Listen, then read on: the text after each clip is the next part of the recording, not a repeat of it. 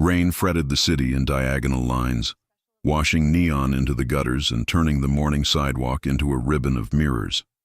He stood beneath the awning of the corner cafe he owned, and no one recognized him. That was the point. A gray baseball cap, a thrift store jacket, stubble left intentionally uneven. The man who could break a neighborhood with a phone call and rebuild it with a handshake walked in like he had nothing to do with the sign over the door, Cento & Co.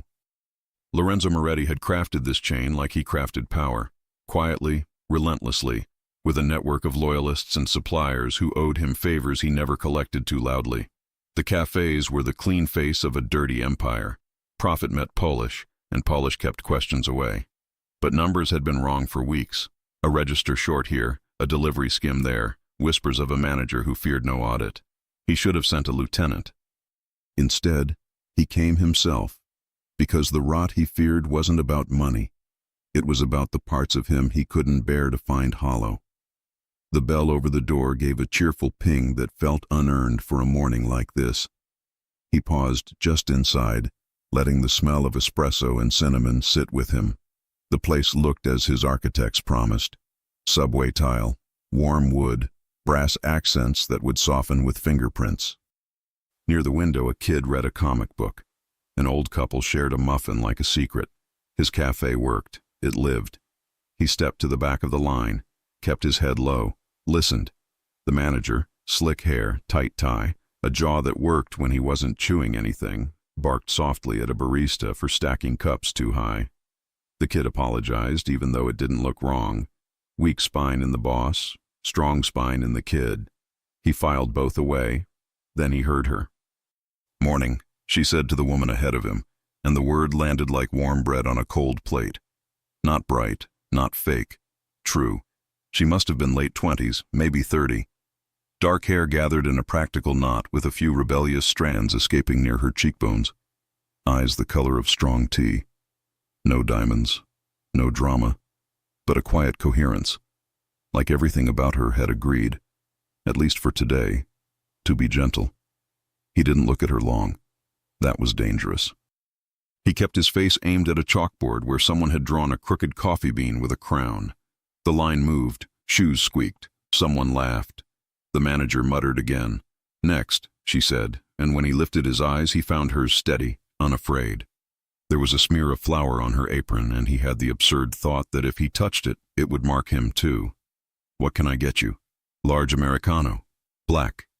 He made his voice smaller than it was. Street corner, not corner office. She rang it up. "Name?" "Enzo," he said, close enough to the truth to catch if flung back at him. Her mouth tilted. A pen hesitated over the lid. She didn't write it. "I'll remember."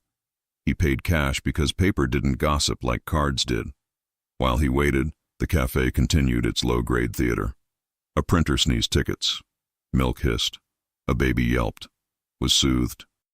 He let the room talk to him in all its small ways. Drafts, cues, angles the cameras missed. The slow blink of the cleaning light on the espresso machine that meant whoever closed last night had done it right.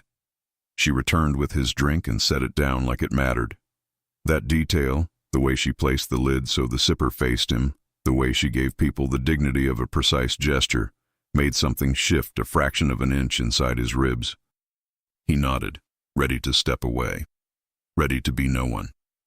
But she glanced toward the door where the rain had thickened, then toward the tables where strangers hid from their mornings, and she offered him 4 words that touched a place Prophet never reached. "You are safe here."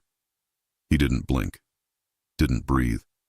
The manager scolded someone. The baby resumed his yelping. A siren found the street and slid away.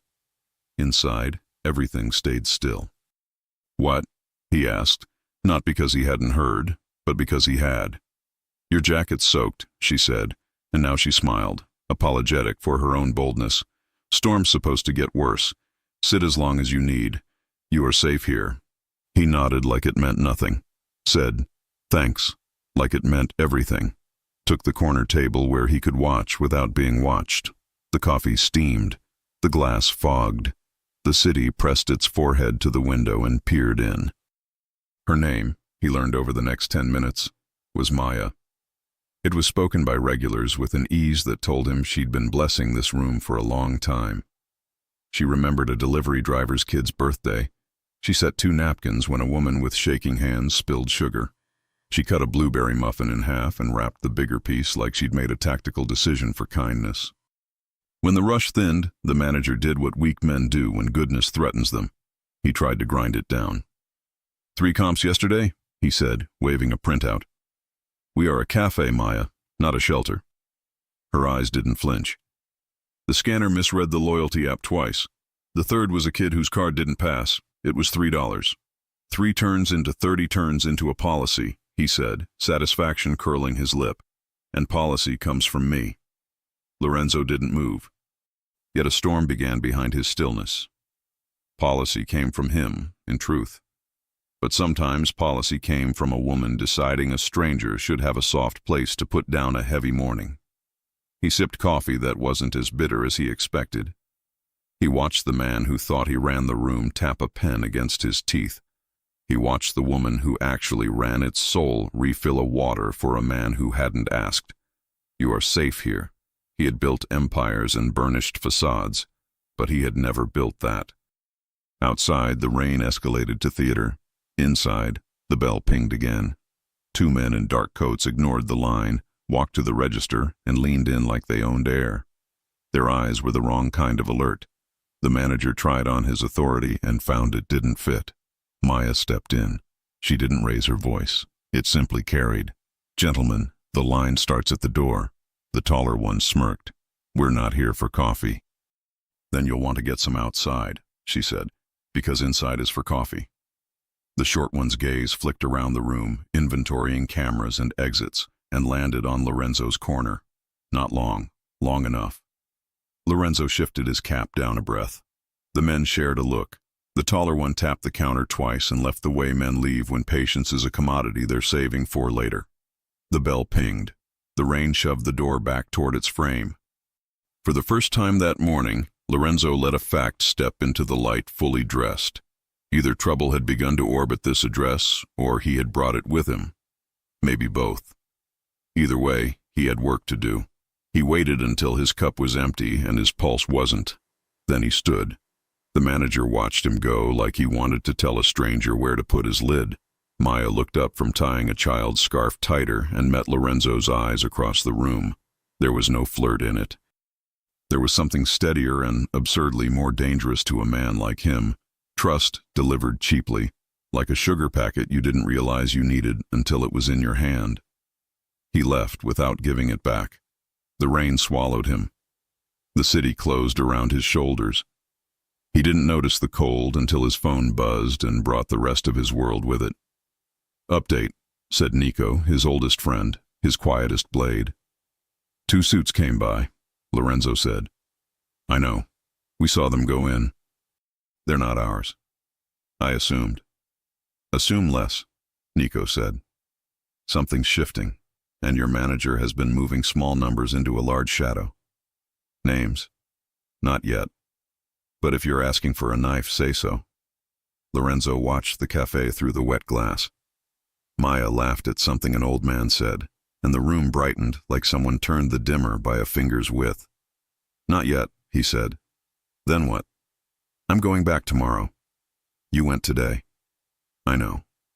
A pause. You sound like a man who found a window he didn't know he'd bricked up. She said 4 words, Lorenzo answered, not sure why he was saying anything at all. And they were nothing, and they were everything. 4 words don't change a business, Nico said. They can change a man who runs one. Careful, Nico said softly. I'm never anything else. He ended the call and let the rain clean his face, though it never reached the parts that needed it most. Around the corner, a truck shuddered. A street vendor cursed. A saxophone tried something warm in a doorway and failed. He turned up his collar and walked. Every step sounded like a decision he hadn't yet made. Tomorrow arrived while he was still standing in today, and tomorrow would ask him to choose. He returned before the open sign flipped, watched the setup through glass, the calibration of espresso shots, the silent choreography of steam and cloth and metal. The way Maya reached for a stack of cups and let the bottom one go so gravity would help instead of fighting her. Smart, gentle, efficient. The manager arrived late. He carried the smell of last night and cologne that hoped no one would notice. Maya didn't comment. She only moved faster for the first hour, the way decent people do when they know other people's laziness doesn't care about fairness. Lorenzo claimed the corner again, noted the place where the floorboard complained, filed the squeak with 100 other tiny truths that told a larger one. His cafe's soul had grown without him, and someone, somewhere, wanted to sell it for parts. Halfway through the morning, the two men in dark coats returned. They didn't push past anyone this time. They stood by the pastry case as if considering sugar and spoke quietly enough to be polite, loudly enough to be overheard if you knew how to listen. "Truck's late," the taller one said, eyes not on croissants but on the manager, who had suddenly developed an emergency in the back room. "Or it won't come at all," the shorter one answered. "Depends how badly they want their problems to stop multiplying." "I hate math," the first said. Lorenzo watched Maya carry 2 cappuccinos like small, living things. Her path would carry her past the men. She didn't flinch when Tall Coat smiled the kind of smile that breaks things. He leaned an elbow on the counter as if marking territory and said too casually, "Hey, sweetheart." Maya didn't stop moving. "Not a name I answer to," she said, and the cups didn't tremble. Shortcoat's mouth ticked. Everybody answers to something. "True," she said, setting the cups down with infuriating calm. "Mine's Maya. If you want service, use it. If you want trouble, the door's still open." The line behind them went quiet in that particular way public spaces do when witnesses consider their roles. Lorenzo's hand rested flat on the table. He didn't stand. Not yet. He measured the distance to the men, to Maya, to the kid at the register, and the mother with a stroller. He measured the camera's angle. He measured how much of himself he could afford to spend in this room without bankrupting his anonymity. The men didn't push. Not today. The taller one sighed as if bored of his own menace. "We'll be back for the math," he said, and left a business card on the counter that was only blank on one side. The other side showed a phone number that changed weekly, and a name that would not be the one his mother gave him. Maya slid the card into the tip jar without looking at it, a small act of desecration that pleased Lorenzo more than it should have. Then she returned to the work of keeping a room human. He could have loved her just for that, if he let himself love, which he didn't, which he couldn't, which he had avoided like a man avoids mirrors. A little before noon, the manager finally emerged, smoothing his tie as if it might erase the last quarter hour of spinelessness. "You can't antagonize customers," he told Maya as if he had been in the room. "They weren't customers," she said. "They were weather. It passed." "Maybe it rains harder next time," he snapped. "Then we close the windows," she said. "Or we hand out towels." She turned away before he could scrape up something clever. She had work to do. He had a complaint to file with his own cowardice. Lorenzo stood, tossed his empty cup, and discovered the manager suddenly had time for him. "Everything to your liking, sir."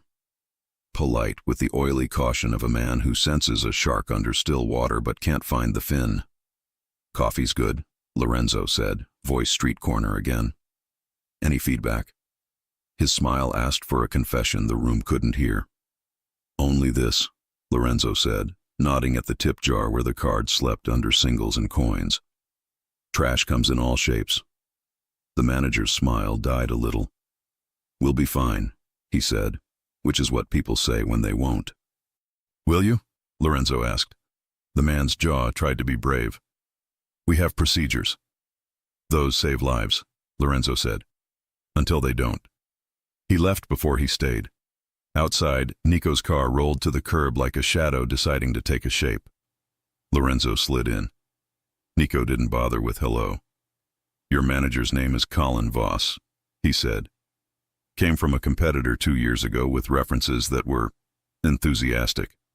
"Bought," Lorenzo said. "Probably.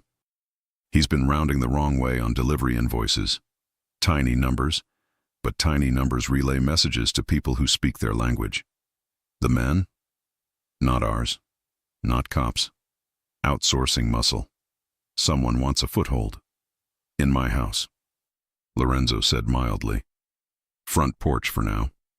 Nico handed him a thin file. Maya Hart, local girl, grew up 3 blocks from here.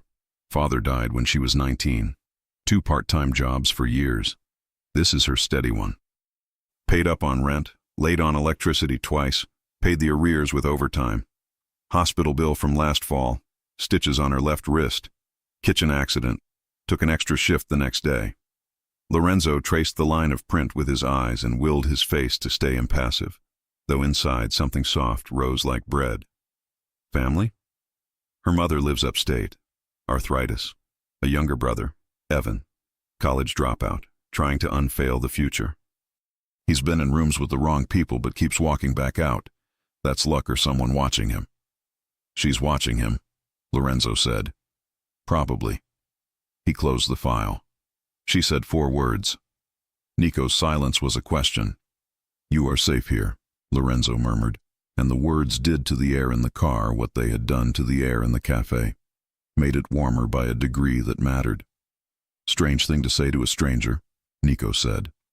Not strange if you mean it, Lorenzo said. Strange if no one ever said it to you when you needed it. Nico turned the key. Where to? Back to the office, Lorenzo said, though it wasn't where he wanted to go. And call legal, quietly. I want our employment policy clarified. Managers have discretion to comp within reason. Make kindness a line item we can measure. You want to change policy because a stranger handed you a sentence? I want to put into writing what I should have put into my bones, Lorenzo said. Before someone like Voss breaks it. Careful, Nico said again, and Lorenzo almost smiled because it was their oldest game. Nico said careful, and Lorenzo pretended he still remembered how. That night he read reports he didn't want and pushed aside a glass he didn't need. The city laid its lights out like a map he had memorized too well. He closed his eyes and saw only a chalkboard crown and a woman telling a room it was safe because she had decided to make it so. Around midnight his phone lit. Unknown number. He almost ignored it. Almost. Enzo, he said, using the name that fit this part of him, the part with fewer angles. A voice he recognized from the cafe. Young, earnest, careful not to sound scared, tried to be brave. Sorry to bother you. You always sit in the corner in the mornings. I got your number from a friend who knows a friend. My name's Tom. I'm a barista at Cento. He let his tone stay neutral. Everything okay, Tom? It will be, Tom said, which is what people say when it isn't. Maya's closing with Colin tonight. Those guys came back at 9. I took my break at the wrong time. I heard Colin say he could make inventory problems disappear if he had a personal errand covered. I don't know what that means, but it sounded like the kind of math those men like. Blood rose in Lorenzo's ears, quiet and hot. Where are you now? Stockroom. I locked the back door, but I can't keep it locked if he wants it open. Good, Lorenzo said. Keep it locked anyway. I'll be there in 7 minutes. How? Because I said I will be, Lorenzo answered, and hung up. He didn't call Nico, didn't call a car. He took the stairs because his elevator felt slow for the first time in years, and because sometimes a man needed to feel the burn from the ground to the fight. Rain had stopped. Streets gleamed like polished obsidian. He ran 3 blocks and walked the last one because a man who runs into a room brings something with him that gets hard to put away. He took the alley and checked the cameras he had paid for that nobody knew about. He listened at the back door. Silence. A muffled voice. The tiny squeal of a floorboard that placed everyone like chess pieces on a board he could flip if he had to. He knocked once. A beat. 2 bolts slid back. The door cracked. Tom's face, pale with effort, appeared in the wedge. I don't know who you are, the kid said, voice shaking with something like faith. But you're the only person I could think of who would come when I said your name. I'm everyone you don't want to meet, and the only one you want right now, Lorenzo whispered. Where is she? Front, the kid said. Colin's office door's half open. He told her she had to cover someone's debt because she'd been too generous this month. The words made Lorenzo's vision lens tighter. Stay here, he said.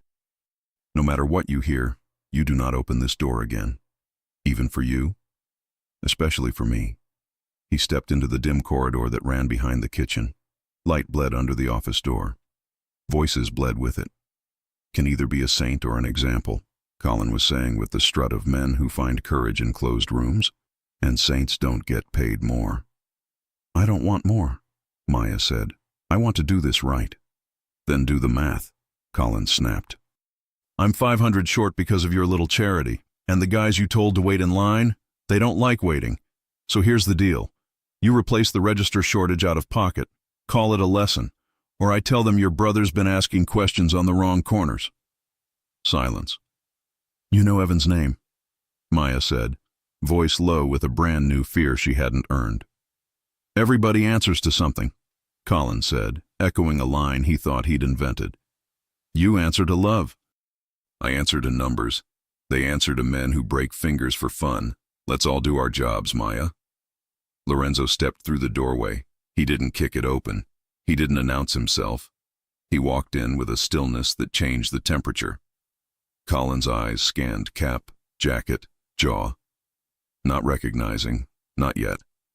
Maya looked up, and relief fled her face first. Then worry returned when she realized relief couldn't possibly make sense. Backrooms closed, Colin said, choosing affability, thinking charm was a currency that always spent. Employees only. Lorenzo's gaze didn't leave Maya. He's asking you to pay for his mistakes, he said quietly. I don't need help, she said immediately, because pride is the first thing good people reach for. I didn't ask what you needed. His voice stayed gentle. I said what he's doing. Colin's affability broke like thin ice. Out, he said to Lorenzo, and then to Maya. Is this one of your charity cases? You collect strays at the door now. Colin, Lorenzo said, turning slightly. I built this place so people could come in from the weather. You turned it into another kind of storm. The manager laughed then, but the laugh had too many edges.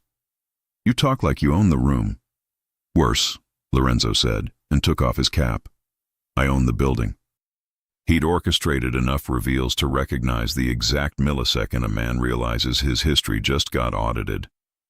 The blood fell out of Colin's face. Mr. Moretti, he said, because he knew the name that showed up on checks. He didn't know the weight it carried elsewhere. Maya stood slowly, as if trying not to startle anyone, even truth. Her eyes found Lorenzo's and did something to his chest he did not have words for. You, she started and stopped, because words meant different things now and would need new roads. Finish your sentence later, he said gently. Right now, I need to hear him finish his. There's been a misunderstanding, Colin said, a phrase men choose when they've run out of honest ones. There has, Lorenzo agreed. He took one step closer. Invisible gravity shifted in the room. You misunderstood what kind of company this is. You thought if you skimmed small, you'd never drown. You invited men with empty business cards to shop for leverage in my house, and then you tried to make a woman pay a debt you incurred to thieves with the currency you knew would hurt her the most, fear for family. Colin swallowed. The act was loud. You can't prove. Lorenzo hated paperwork when truth was in the room. He preferred clean math. You're fired, he said. Effective the time it takes you to pick up your coat and leave. Security will walk you out. If you step wrong, I will make an example, not because I enjoy it, because I do not negotiate with men who put their weight on people who refuse to break. Colin looked at Maya as if she might save him. She looked at him as if she might forgive him if he told the truth. He did neither. He shouldered past Lorenzo, collecting a jacket that cost more than his courage, and fled down the corridor. The back door refused him. Tom kept it locked like he'd been told. The front door opened because doors obey physics, not morality. He vanished into a city that had already forgotten his name. Silence took the room. Lorenzo's pulse let go of his throat. He looked at Maya and saw the moment her admiration collided with her anger. He had saved her. He had lied to her. Both were true. Neither forgave the other. You are safe here, she said. But now the words didn't land where they had before. But you're not honest here. That's fair, he said, because it was. Why the cap? Why the act? Because I wanted to see if the room loved me when it didn't know my name, he said. Because I wanted to catch a thief without warning the wolves, and because I didn't expect to care how you placed a coffee lid like it mattered. The corner of her mouth moved. That's a strange reason to change your life. It's the truest one I've had in a while. A soft knock. Tom's face appeared in the doorway he wasn't supposed to open. Is everything... Oh. He saw Lorenzo, saw Maya, saw the absence of Colin like an empty chair at a table where someone always used to sit. He started backing up. It's okay, Tom, Maya said, gentleness returning like a tide. We're safe. Lorenzo heard the words a third time and realized they were not an observation. They were a vow. Tomorrow, he said, policy changes. You won't have to invent kindness with your own wallet. I'll put it in writing where cowards can't pretend it doesn't exist. She studied him. Policy doesn't fix fear. No, he said. Men do. And the right ones stand in the door when wolves get clever. You think you're the right one? I think I want to be, he said, and then he made the smallest mistake a careful man can make. He let the truth show on his face before he had a plan for what to do with it. She saw it. She looked away. I have tables, she said. I have work, he answered. They both meant more than they said. They both did less than they felt. The air in the room changed and learned both their names. And somewhere beyond the glass, two men with blank business cards counted hours on their fingers and promised the weather would get worse. By noon the next day, the cafe hummed with rumors dressed as facts. Colin resigned to pursue other opportunities. Colin transferred to a flagship store uptown. Colin was kidnapped by a disgruntled oat milk supplier. The truth traveled slower, as it often does when it carries no fireworks. He was fired because he was small in a way that hurt others. Lorenzo signed papers in an office above the store he had never sat in before. It smelled like printer ink and lemon cleaner and the faintest echo of cinnamon. He read the updated policy twice, then once more because words are only as good as the people who say them, and he wanted to respect them anyway. Managers could comp within defined limits. Discretion favored dignity. Register accounting included a line item for community care, with clear reporting that dignified generosity instead of burying it. Over time, they would tune the thresholds. Eventually, it would become a story he told investors about loyalty metrics. Today, it was just a way to put his grandmother's ghost back into a ledger. He walked down to the floor. Customers moved like weather systems, bumping and blurring. Maya handed a to-go cup to a nurse whose eyes looked like she hadn't slept since 2019. The nurse said thank you with her whole face. Lorenzo stood where she could see him if she wanted and not if she didn't. She did. Policy changes, he said. I heard, she said. Her voice was not cold. He was absurdly grateful it wasn't. You're angry I lied. I am, she said. You're also glad I was there. I am, she said again, and the truth landed between them as something solid they could both put a hand on if they needed balance. You can't say those 4 words to people and mean them if you don't mean them for yourself too. He almost asked her to repeat them just to see what they did to him. He didn't. I'm working on it. We're open until 10, she said. I'll be here until close, he answered. She nodded once and turned to greet a man who smelled like drywall and sweat. Lorenzo moved to his corner and pretended the numbers on his phone mattered more than the sound her laugh made when it surprised itself. Around 4, the door opened and brought the wrong weather with it. The 2 men in dark coats had returned with a third, older, smoother, the kind of smooth that comes from being sanded by years of careful malice. He did not push to the front. He folded into line as if politeness were a disguise he wore well. When he reached the register, he ordered tea. Chamomile, he said, like an inside joke. Maya's eyes didn't narrow, but they became more awake. We have a blend, she said. It's calming. That would be a first, he said pleasantly and stepped aside. He let the line move. He let the room breathe. Then he took his tea and wandered to Lorenzo's table as if chance had ideas. Business must be good, the man said, regarding the room like it was a crossword puzzle that refused to be solved. Community places always do well before winter. People like to be inside. Lorenzo didn't look up from his phone. Depends on who's trying to come in. Wolves are charming when they're dry, the man mused. Less so when the rains soaked their patience. Lorenzo swiped to a blank screen. You from the Wolf Union? The man smiled. I represent interests that appreciate order. I represent interests that appreciate peace. Peace is order enforced by whoever has better poets, the man said, and sipped his tea. We can skip the metaphors. We have a little business with your former manager. He owes money to people who did him a favor and now require their interest paid. He tells us he was encouraged to be creative with his books. Imagine our surprise when we discovered your policy changes cut off his creativity entirely. I'll send condolences to his muse, Lorenzo said. The man tilted his head. We don't want his money. We want access. A room like this is useful to men like me. Men like you. We could share. The offer was almost comical. No, you don't know the terms yet. I heard enough, Lorenzo said. Still, the man continued softly, terms exist whether you listen or not. You touched our business by firing a link in a chain we tug on. You made a room safer than we prefer. You, Mr. Moretti, interrupted Math. Lorenzo finally looked up. He didn't smile. He didn't glare. He held the man's gaze the way you hold a door, without moving anything but your will. Then change your equation. The man set his cup down with surgical care. 14 days, he said, voice cordial, eyes not. We require a back room that stays blind twice a week for 1 hour after close. A truck comes and goes. No cameras.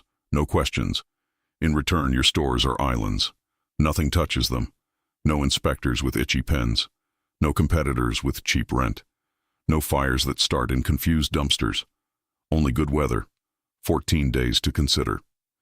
No, Lorenzo repeated, and his calm had the weight of a building. You have 0. The man stood, collected his coat, and left the tea half full. He paused by the counter and smiled at Maya. Compliments to the staff, he said. They make a man feel at home. Good service does that, she answered, and her voice was a wall that looked like a field. When the door closed behind him, Lorenzo felt the room breathe out, the exhale the body saves when the snake leaves the path. He texted Nico 3 names and a time. Nico replied with a period because sometimes punctuation is more comforting than promises. Maya came to his table only when the line thinned to the point that a person could talk without stealing a minute from someone hungry. She didn't sit. The room had rules about optics. She leaned on nothing and touched nothing, and yet made it feel like he had been steadied. You didn't flinch, she said. I'm tired, he said. That man thinks words are leashes. That man thinks a lot of wrong things. Her eyes studied him. Are you going to bring trouble here to keep trouble away? No, he said, and meant it. I'm going to meet trouble somewhere with no faces to memorize. You always win? Only when I lose something first. What's the cost this time? He almost said me. He almost said the person I was before you said 4 words I can't stop hearing. He said sleep. Do you want coffee? She asked, and both of them knew she meant armor you can drink. No, he said. I want you to lock the front door early tonight and go straight home. Let Tom handle close. Tom is a baby, she said fondly. He's a baby who did exactly what I told him to do last night, Lorenzo said, and that won a small smile he wanted to hoard. I'll walk him to the subway, she said, making a plan that held 2 hearts at once. Take the back route, he said. Avoid the alley. You think they'd? I don't think, he said softly. I plan for all versions, so I only have to live through one. She nodded. And you? I'm going to make sure the only math those men do tonight is counting steps away from here. You are safe here, she said again, and this time he let the sentence land on him like a cloak. He didn't deserve it. He wore it anyway. At 9:30, Tom flipped the sign early while pretending not to. Maya counted down the drawer with a precision Lorenzo wished he could bottle and pour over his cruise. She slid 2 singles into the tip jar for a man who'd left his change but not his gratitude. She wiped the counter with slow circles, as if the act itself sealed the room. Nico waited 2 blocks away in a sedan that wasn't his usual, a car with no stories. Lorenzo slid into the passenger seat. They didn't speak. They didn't need to. He pointed. Nico turned. The city obeyed. The meeting place was a warehouse that used to store good furniture and now stored bad dreams. The men with dark coats were there with their nameless boss and 3 extras who wore fists like sport watches. The terms they offered sounded the same, dressed in new synonyms. Lorenzo let them talk until they felt smart. Then he told them a story. He told them about a grandmother who gave free coffee to men who forgot their wallets and to boys who forgot their dads. He told them about a girl who covered a register short with tip money and called it even because kindness is a currency that reproduces itself.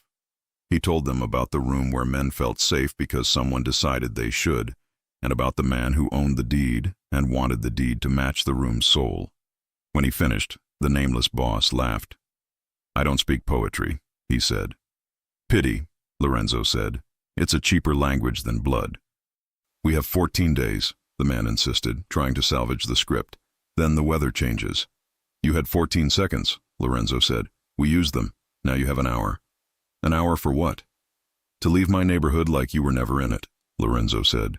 "Or I start subtracting." "We multiply," the man said.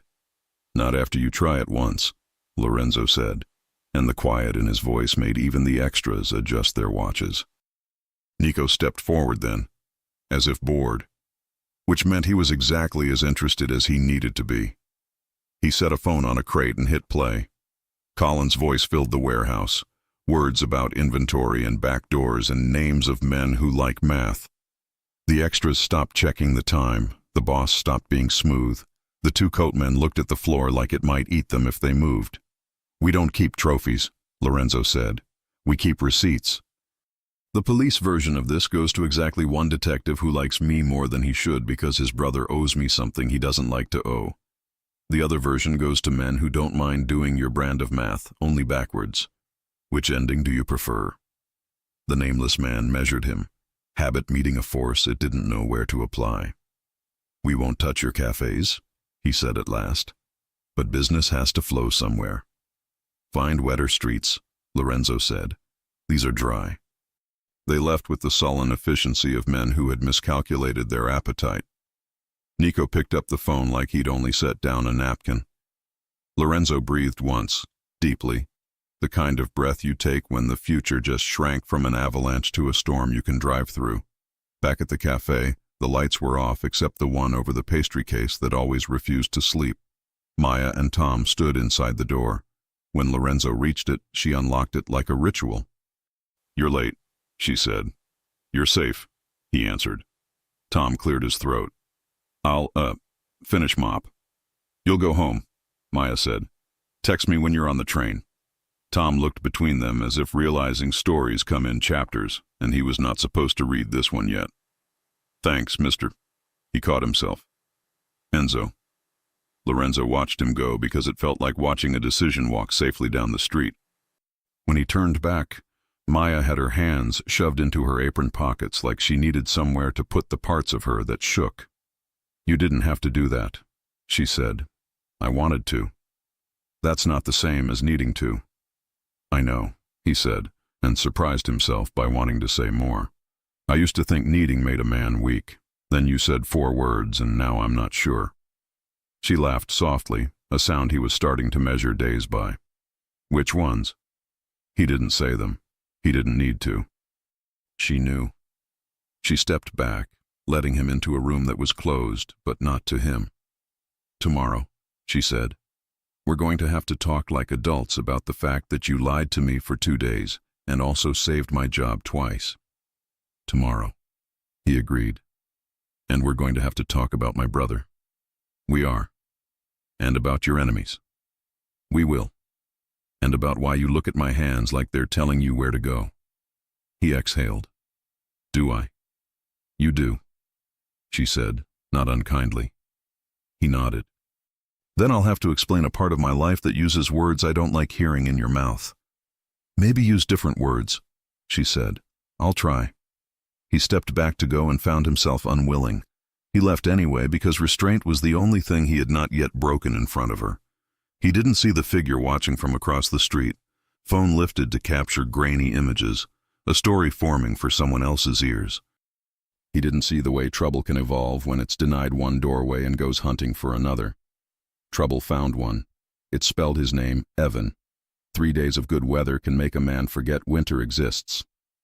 The cafe had them in a row, laughter without tension, lines that moved, a tip jar that held thank yous in paper form. Lorenzo limited himself to 2 hours each morning, then won it close. He told himself it was operational diligence. Nico told him it was obvious. Maya spoke to him when she needed to and when she didn't. He learned the way she breathed before she made a joke. He learned the exact angle she tilted a pitcher to coax silk into milk. He learned that she filed broken things under to be fixed in a notebook that looked like it had been through as much as she had. He also learned she could carry a room across a difficult minute with nothing but eye contact and the right sentence spoken at the right time. It made him want to write policy in ink the color of her voice. On the fourth good day, he found her in the alley at noon, phone pressed to her ear, shoulders tight enough to ring like glass. He didn't need to hear the words to know something had tipped. He rested a hand on brick, waited like a wall. She ended the call and didn't pretend she hadn't cried. "Evan," she said, and the name did the work of a paragraph. He tried to help a friend who owed someone. The friend ran. Debt didn't. "Where?" "Down by the river," she said. "A warehouse with the big mural of an egret." He knew the building. He knew all the buildings. He swallowed the part of him that wanted to promise too much and replaced it with the part of him that kept promises he could keep. "He called you for money?" "He called to say sorry," she said, grimacing at the shape of it, "and not to call the police." "Of course he did," Lorenzo said softly. "He's a good kid who thinks he's a bad one." "That's the most dangerous kind." She looked at him then in a way that asked questions she wasn't yet willing to say aloud. "What are you going to do?" "What I wish someone had done for me when I was stupid and proud," he said. "I'm going to stand in a room and be the worst option for the wrong men. I don't want you hurt." "I don't intend to be," he said. "But I don't intend to leave your brother in a story like the one your manager tried to write either." She put both hands flat on his chest without meaning to, startled by her own need to stop him, and then snatched them back as if she'd touched a stove. He barely kept the shock off his face. The place where her palms had been felt branded. "You are safe here," she whispered, as if the sentence could stretch and cover him in a place it had no business reaching. He left without making a promise he couldn't keep. He called Nico. He called one other man whose name Lorenzo never said into phones. They met at the mural of the egret, which had been painted by an artist nobody remembered until her colors started peeling in sheets last winter. Inside, the air tasted like wet metal and old secrets. Evan sat on a crate with his wrists zip-tied and his chin up the way boys hold their chins when they're terrified of learning what it's like to put them down. 3 men paced like they were rehearsing anger for an audience. One counted a stack of cash that turned out to be short on purpose. Men like this preferred debt to payments. It gave them company. "Afternoon," Lorenzo said, because sometimes politeness is a blade. "You brought friends," said the one with a scar that tried to warn you before it was too late. "I brought witnesses," Lorenzo said. "So nobody forgets who said what." "Your boy owes," Scar said, nodding at Evan. "He tried to play hero and got stage fright." "I'll pay," Evan blurted, voice big, courage real, plan non-existent. "You'll sit quietly," Lorenzo said softly, and it was not a command he enjoyed giving. "Let adults traffic in mistakes." Scar smiled. "We weren't expecting you," he said. "You should always expect me," Lorenzo said. "I'm the worst news on a good day."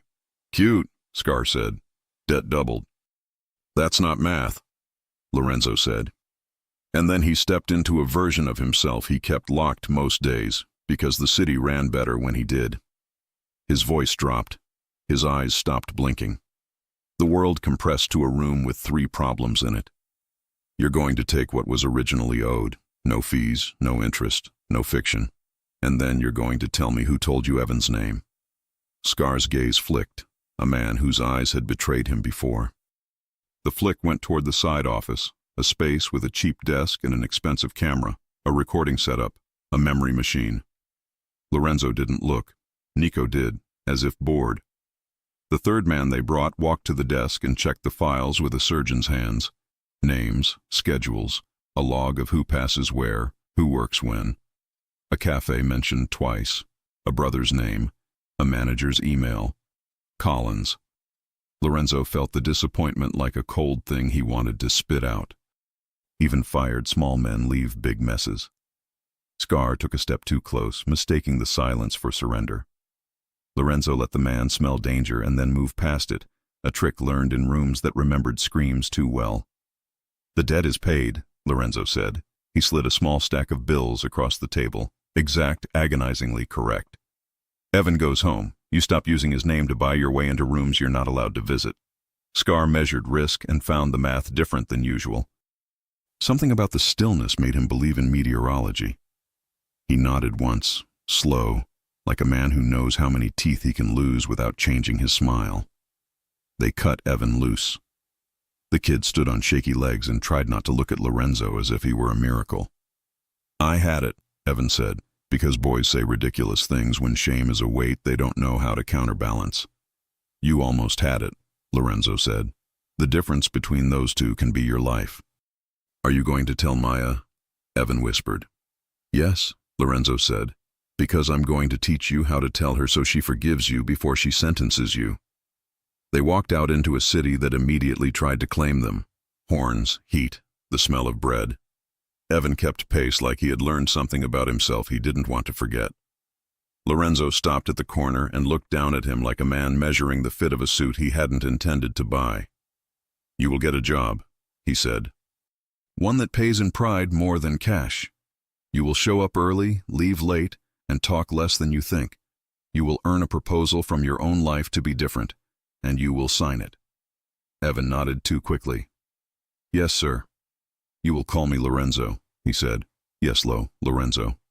And when men with clever smiles offer shortcuts, you will tell them you do not run. I don't run, Evan said, and his mouth set around the sentence like a door jamb. Maya waited outside the cafe with her phone in her hands like it could outshout her thoughts. When she saw Evan, she ran first and then stopped herself a foot away, hands forming a shape that could be a hug or a map of the distance she needed respected. He said he was sorry. He said he was stupid. He said he would fix it. Then he cried because boys do that too, when you let them finish their sentences without interruption. She hugged him like a woman who left doors open for the people she loved to return through. She whispered something into his hair that Lorenzo didn't deserve to hear. Evan nodded into her neck like he'd been reset to factory settings. When she let him go, she turned and looked at Lorenzo the way a person looks at the sky after a storm. Grateful, wary, unwilling to pretend it had been nothing. You paid, she said. I returned what someone stole, he answered. From him, from you, from me. I don't like that you had to. Neither do I. They stood there in the administrative ache of a street where other people had errands. She glanced at his hands, not to check for blood, but as if translating what kind of man they belonged to. What did it cost you? She asked. Nothing yet, he said. And later? Ask me when later gets here, he said, trying to be honest, trying not to scare her with futures he hadn't invited. That night the cafe stayed open half an hour later than policy allowed because policy does not close rooms, people do. Regulars lingered. Someone played piano on a phone speaker low enough to be forgiven. Nico came in and nodded at Tom like a king acknowledging a knight for a battle won by showing up. Maya moved like she always did, steady, exact, warm. But when the rush thinned and they were three bodies and the residue of a long day, she walked to Lorenzo's corner and didn't stop 2 feet away. She sat. She folded her hands to keep them from doing something they might regret. You saved my brother, she said. You keep saving things I love. He swallowed.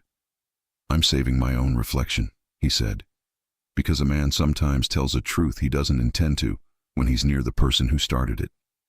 Her eyes softened.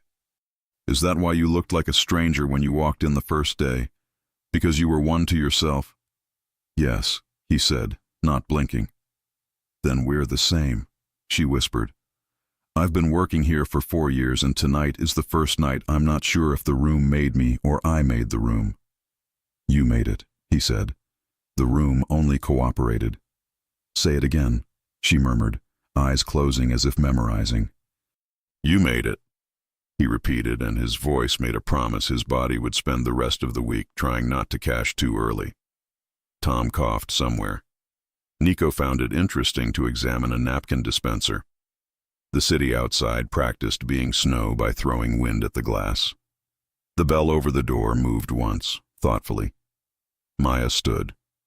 Tomorrow, she said. Tomorrow, he agreed. He didn't sleep. He didn't plan to. At 2 a.m., Nico texted a photograph of Colin with a man Lorenzo had not seen before. Well-dressed, expensively bored, a face that decorated charity galas and arraignment rooms with equal ease. The caption was 3 words: he has friends. Lorenzo stared at the image until dawn turned photographs into memory. Then he put on the jacket that made him invisible, because sometimes vanishing was the fastest way to move toward what you wanted. He didn't see who photographed him slipping through the side door at 7. Someone always is. By noon, the image would have a caption he could not control. By evening, wolves would come with smiles. The headline wasn't the worst he'd seen. Then again, the worst he'd seen didn't run on lifestyle blogs. Undercover owner or underworld. Beneath a grainy photo of him stepping through the cafe's side door. The article didn't say mafia. It said whispers, sources, rumors. It implied. It performed innocence while staging a murder. Tom found it on his break and turned his phone toward Maya as if presenting a snake to a saint. She read the first paragraph, then the last, and decided to skip the middle where gossip fattens. Her face didn't show fear. It showed what happens after fear leaves: resolve. Lorenzo walked in 3 minutes later and knew. He felt the room's attention pinch and looked at the screen of a teenager who didn't tilt away fast enough. He took the corner because the corner let him see without drawing lines. Maya didn't hurry to him. She served 3 customers first. She solved a milk frother stutter.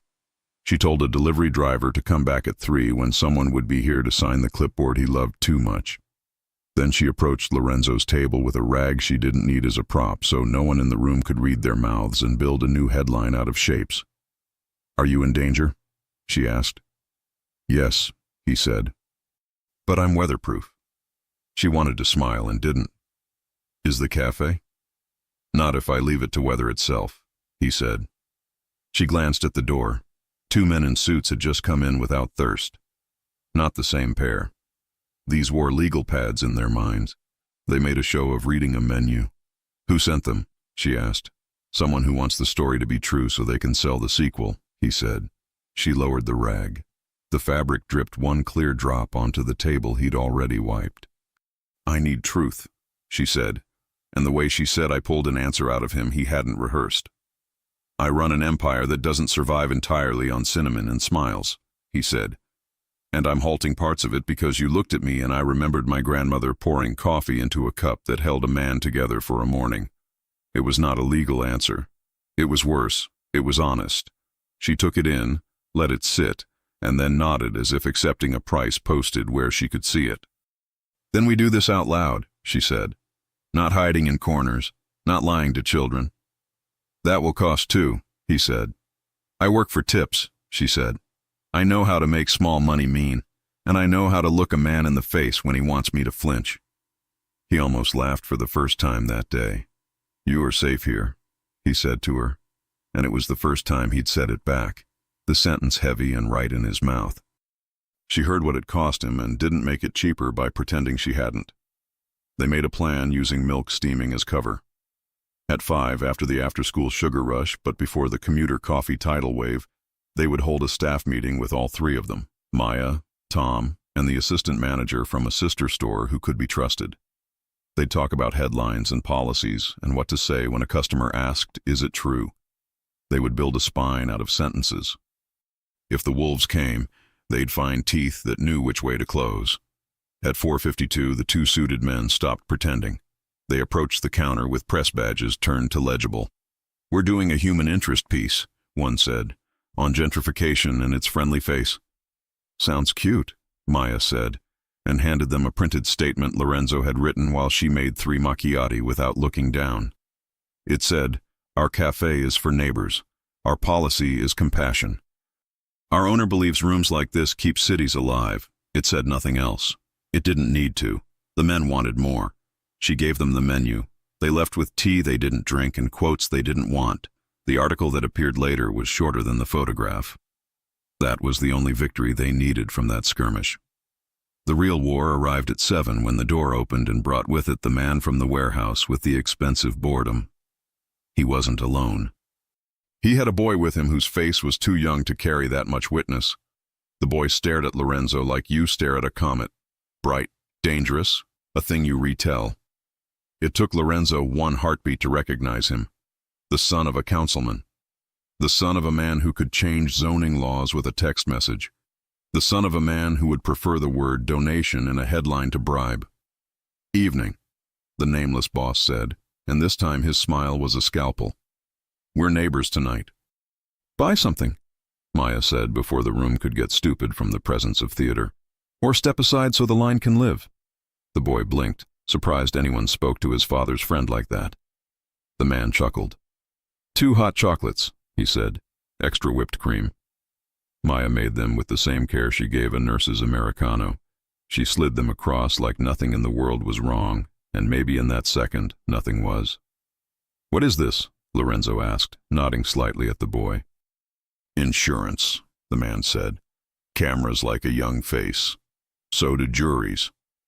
You brought a child into a room where your mouth intends to spill poison," Lorenzo said, too softly for the boy, perfectly for the man. The man didn't bother with pretend. "Your photograph made ripples," he said. "I'm here to make waves. In 48 hours, an inspector will visit 3 of your cafes. Sanitation will find issues. Occupancy will be questioned. Citations will be written. Blogs will have new photographs." Or, Lorenzo said, bored on purpose. "Or you adjust your policy," the man said, admiration in his voice as if they were bartering over rugs. "You keep kindness for customers and give me an hour after close once a week in a back room that no longer exists on paper." "No," Maya said, and the man finally looked at her like he had noticed the person who could pull a building down with 4 words. "You don't get a vote," he said. "I'm the only vote that matters," she said.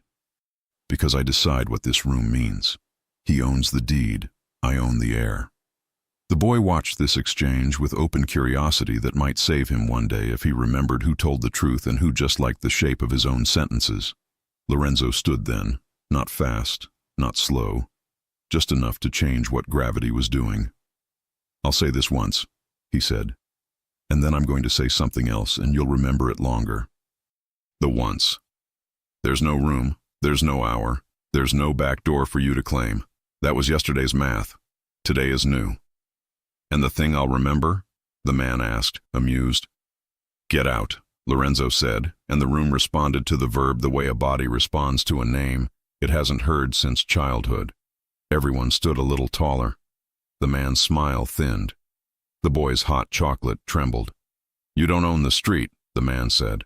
"I own my house," Lorenzo said, "and I choose my weather."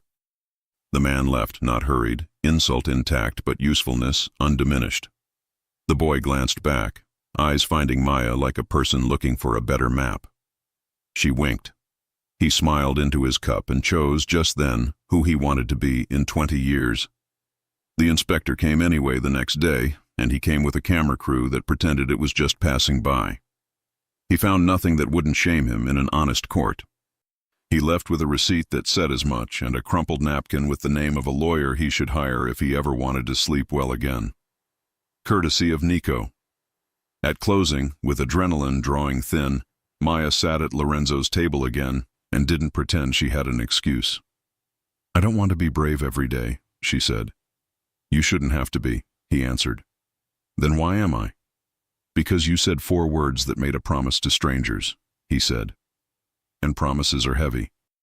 She touched her wrist absent-mindedly where the old stitches had been. I broke a glass last year, she said.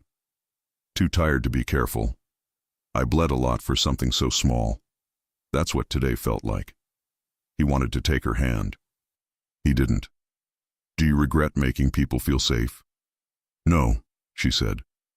I regret that it made me want something I don't know how to protect. What? She swallowed. Looked down. Looked up. Us. The room did a thing to his ribs he'd trained them not to do. He couldn't afford the luxury of pretending he hadn't heard. I lied to you, he said. You did, she said. And then you told the truth. I have enemies. So do I, she said, and the courage in her voice put a crown on an ordinary sentence. Mine are pettier, yours are louder, but we're both standing in the door. He breathed like a man surfacing. Tomorrow, he said, because rushing would ruin it. Come early, before open. Why? Because I have a story to tell you about a boy who thought safety was a room you buy with guns, and a grandmother who told him safety was a room you build with coffee. Will it have a happy ending? She asked, not teasing. It will if you keep saying 4 words when I forget how, he said. She stood. Then we already wrote the last page. He wanted to say her name like a prayer. Instead, he said, lock the door. She did. When the lights went out, a camera across the street caught exactly nothing, which is an image you can't sell, which was the point. But the nameless man didn't need a camera. He had memory. He had a watch he tapped when he wanted to hear time complain. He had a plan that involved a truck, a quiet block, and a rumor about gas lines that didn't have to be true to make firefighters nervous. And he had 14 hours to become an emergency. Lorenzo had 12 to stop him. Dawn came reluctant, like the city didn't trust it yet.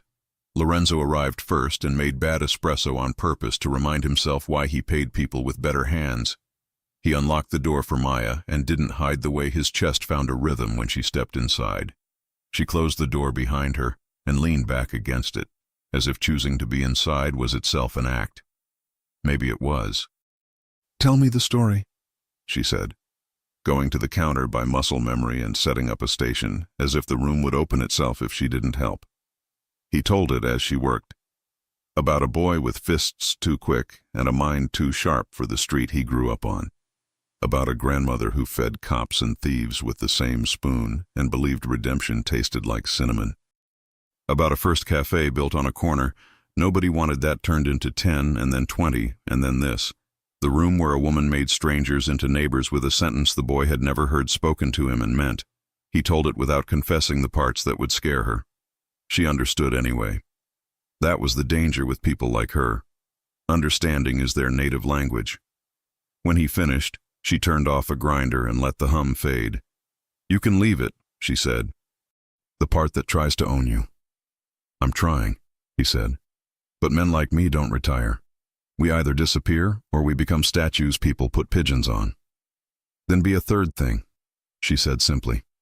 Be a man who chooses doors for other people and stands by them while they walk through. He smiled, small, real. I don't know how to do that without breaking things.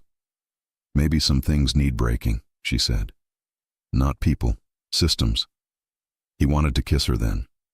He didn't.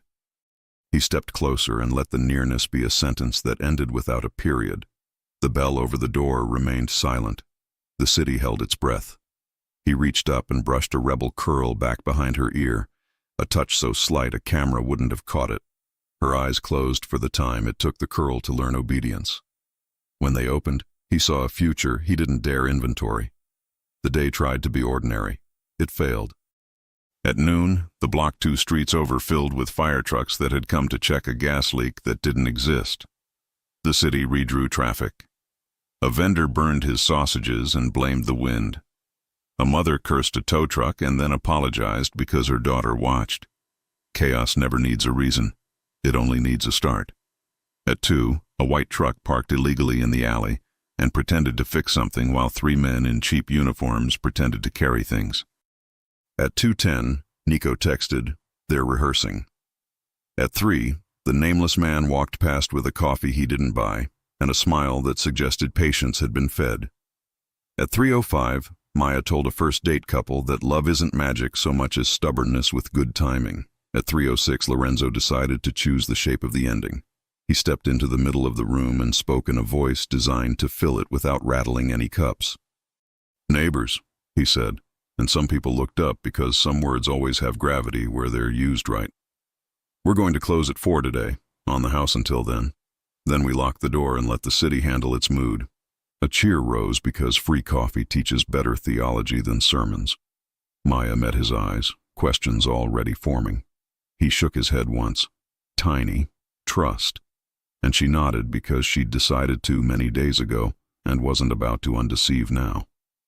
At 3:59, they served the last 2 cappuccinos to a pair of teenagers, who told him thank you like they meant it.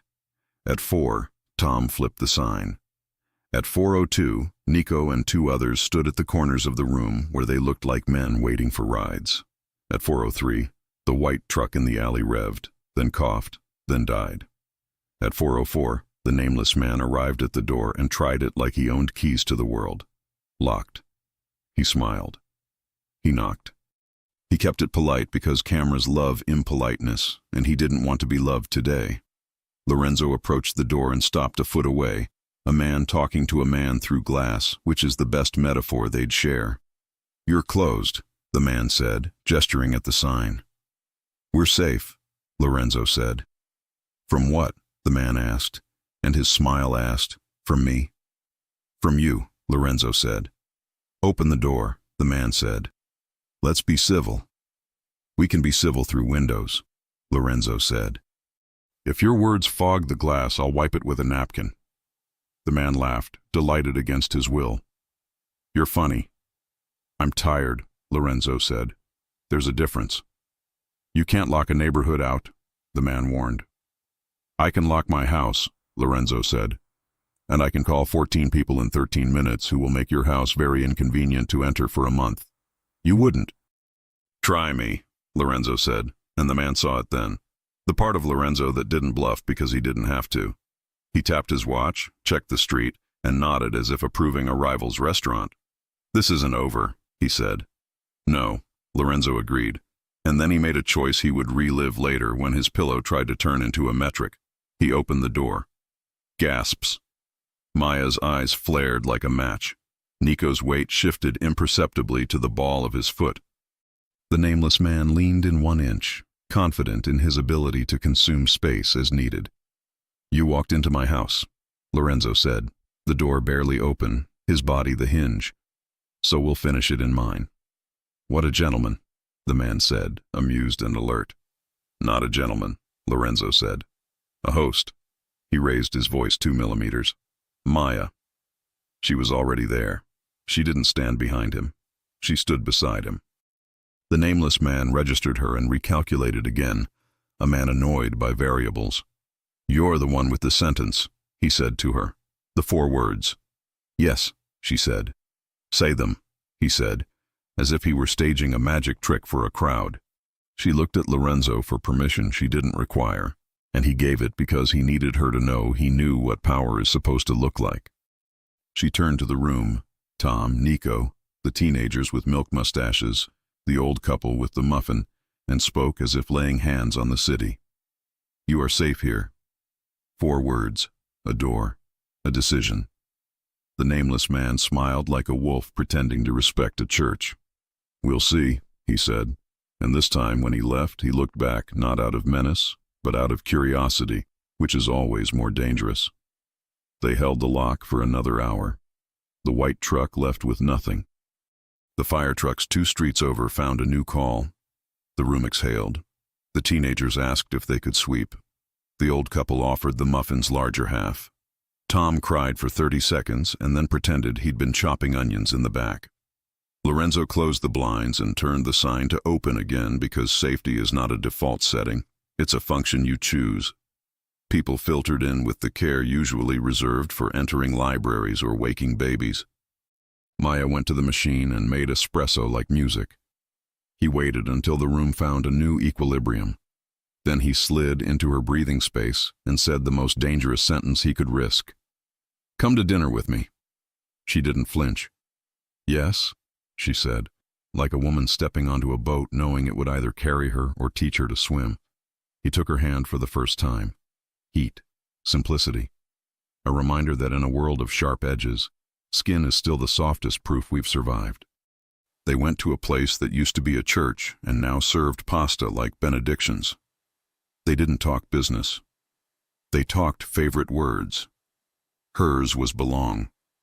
His, he realized, was stay. Halfway through dessert, a lemon tart that hurt and healed, he said the thing that would either ruin the night or perfect it.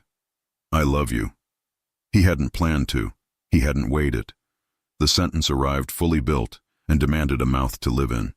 It chose his. She sat with it. That was her way. She didn't throw it back to see if it would break. She held it up to the light. "Say it again," she said softly, and he did. Not louder, just truer. "I love you." She exhaled slowly. "Then know this, Lorenzo Moretti. I will not be your softness to come home to after you are hard with the world. I will be your softness and your hardness if that's what it takes. But you don't get to keep both lives and call it love." He swallowed something that tasted like the first honest fear he'd allowed in months. "I'm changing," he said. "I know," she said. "I'm watching. You're not finished." "I don't want to be finished," he said. "Not if finished looks like statues and pigeons." "Then keep choosing," she said. "When the next man with a clever smile knocks, when the next boy with a stupid plan calls, when the next headline tries to tell me who you are." "How do I choose right?" he asked, and if he'd known how beautiful the question sounded, he might have been too proud to ask it. She smiled into her water glass. "Let it cost you sleep, not other people's safety." He paid in cash, as always. He walked her home. He didn't go in. He kissed her at the bottom of the stairs because he could not. It was not chaste. It was not devouring. It was the kind of kiss that writes new policy in a man's bones. When he stepped back, he was lighter and heavier at once. "You are safe here," she whispered against his mouth. And finally he understood the entire sentence. You, not your reputation, not your empire, are present, not past or potential, safe, more than unhurt, free. Here, with me, not anywhere else you break yourself for people who would never clean the pieces. He slept 3 hours and woke like a man who'd been forgiven and given a list of chores. He found the nameless man at a fundraiser everyone important attended when they wanted their names printed on sheets of paper people pretended to read. He stood beside him at the bar and ordered water just to annoy the bartender. He didn't look at him when he spoke. "I will never open my door for your math," he said. "I will keep trying to add," the man replied. "You'll lose your counters," Lorenzo said. "One by one, quietly. I'm done with storms. I'm doing drought." "Drought brings fires," the man murmured. "Then we'll plant green things," Lorenzo said. "Poetry again," the man sighed. "Policy," Lorenzo said, and he meant both. He left before the first speech. He walked back to the cafe and found the window fogged from inside. He wiped a circle with his palm like a child. Maya's face appeared, surprised, then smiling, then opening the door like the sentence she'd been saying since the morning he walked in, wearing rain on his shoulders and lies on his mouth. He stepped inside. The bell pinged. Tom waved. Nico pretended to scowl at a scone. The old couple were there, of course, splitting a muffin in history. Evan arrived with a resume in his hand and hope on his face. The room, as always, decided together how to be alive. Lorenzo moved behind the counter and took a place beside Maya. He was not good at steaming milk. He burned one pitcher and made Tom laugh. He read a ticket and wrote the name wrong and listened to the correct one like a lesson he wanted to ace next time. He said on the house twice for people whose mouths lied about how hard their day had been. He didn't look at the door for wolves. If they came, he had a woman who could name the room and a man beside the pastry case who could turn a problem into a memory. When the rush dipped, Maya nudged him with her shoulder. "You know," she said, "if you want to retire from statues and pigeons, I hear we're hiring managers with unusual qualifications." "What are the benefits?" he asked. "On-shift coffee," she said. And a woman who sees you. He swallowed the oldest ache and replaced it with the newest joy. I'll take it. On probation, she said lightly. Make it permanent, he said, and she looked at him like she might. At closing, they turned chairs upside down and left one table unset because Hope likes to imagine late customers. He walked her to the door. He didn't need to ask to kiss her. He read a room for a living, and this room said yes in 6 languages. Outside, the city agreed to be quiet for 1 whole minute. A miracle. He kissed her like a man who had run out of clever and found true. She kissed him back like a woman who built safety out of steam and sentences. When they parted, she touched the place on his cheek that insisted on dimpling when he let his face forget its job. Say something I can make a life on, she whispered. He didn't reach for poetry. He reached for policy. He reached for the 4 words that built a room and rebuilt a man. You are safe here. The bell behind them sounded. The sign still said, open, though it was not. He left it that way on purpose. Because some doors once named never truly close. If you enjoy stories like this, take a moment to subscribe to the channel. That's how I'll know you truly liked it. Even if you're watching on your TV, grab a second to join this family of fans who love emotional and heartfelt stories. Your support means everything, and it helps us bring you even more tales like this one.